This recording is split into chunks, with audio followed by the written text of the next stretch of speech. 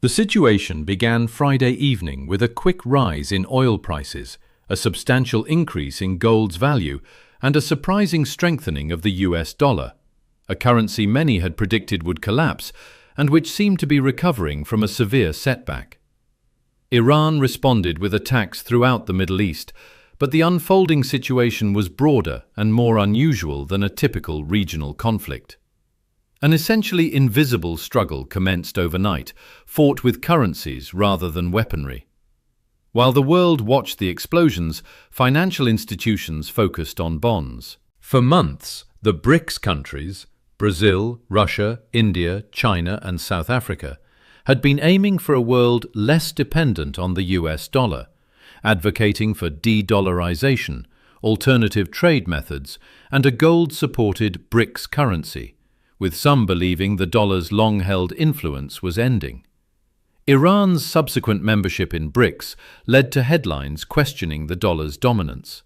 However, this goal depended on essential elements: stability, peace, continuing economic growth, and a reliable oil supply. The launch of the first missile eliminated those conditions. During times of crisis and warfare, the world does not abandon the dollar. It actually looks to it. This is a difficult truth at the heart of the global economy. The US dollar is not only dominant during periods of economic health, its dominance increases when things are unstable. Think of the dollar as being like oxygen. We don't think about it when the air is good, but it becomes essential as soon as there's any kind of trouble. Approximately 60% of the world's foreign exchange reserves are held in US dollars, and roughly 80% of all international trade is invoiced in dollars, even when the United States isn't part of the transaction. As a result, when global markets are troubled, people need dollars to complete transactions, pay off debts, and buy oil. This sudden increase in demand then strengthens the currency many had hoped to avoid. It's a contradiction, isn't it, that the system many declare as being broken is the one they rely upon for survival. This pattern has been repeated. In 1973, the Arab-Israeli conflict caused an oil crisis and a fourfold increase in prices. Yet the dollar increased in value. This occurred because the price of each barrel of oil was denominated in dollars, initiating the petrodollar era. The US and Saudi Arabia agreed to security for oil and dollars for oil. In 2008, as the global financial system teetered and banks failed, investors rushed to buy US Treasury bonds, and again the dollar gained strength. Now, in 2026, BRICS leaders have for years constructed an alternative system, including trading platforms, proposals for gold-backed settlements, and conversations regarding a BRICS coin. But in reality, this is irrelevant if, when a crisis arises, traders liquidate all other holdings and buy US currency issued by the government in Washington, D.C. Perhaps we should pause and consider this. How easily dismantled was the foundation of the new financial system BRICS had created, that a single regional war could make it collapse overnight. The irony is stark. Countries that protested US sanctions are now finding safety within the dollar system they aim to destroy. China needs access to dollars to manage its reserves. Russia continues to price its oil in dollars despite its de-dollarization rhetoric.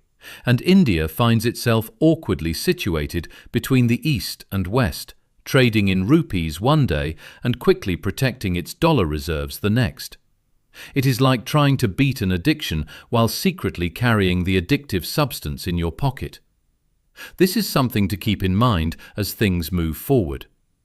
Given the dollar's consistent strengthening during global crises, is it reasonable to expect its global importance to decrease within our lifetimes?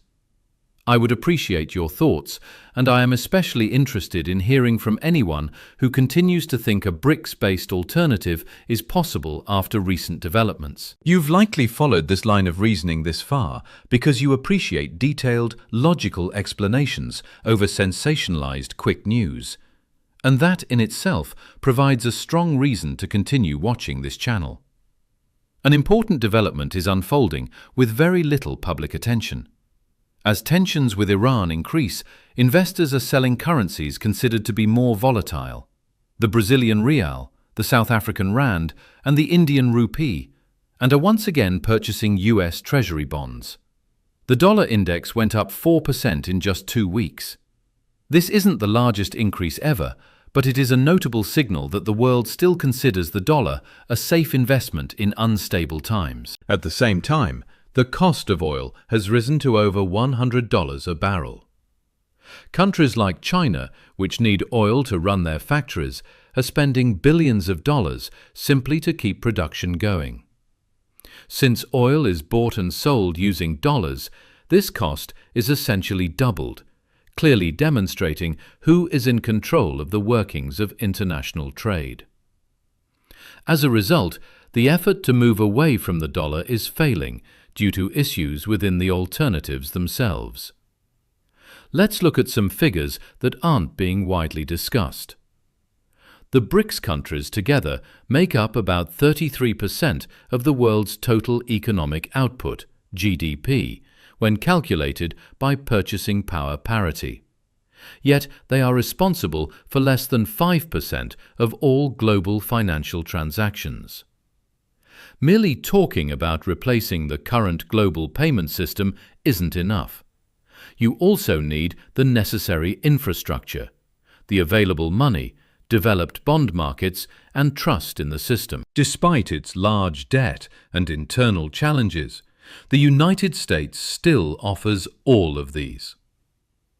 The US Treasury market is the largest in the world, and billions of dollars can be bought or sold and completed in a single day. That speed is not available with either the Russian ruble or the Chinese yuan. In the financial world, strength isn't based on what is traded, but on who others trust in a difficult situation. The goal of the BRICS nations wasn't unrealistic, it was essential. The current global system based on the dollar gives Washington a great deal of power, including the ability to use sanctions, trade limitations, and a degree of global influence that no other country's foreign ministry can match. It was understandable to want to escape this system. However, putting an alternative system into practice has confronted the realities of how people act. When people are unsure of what will happen, they prioritize protecting themselves. And at the moment, protecting oneself is expressed in the terms of Wall Street, English, and not Moscow, and isn't about political views. So, the dollar didn't become stronger because the United States improved its economic policies.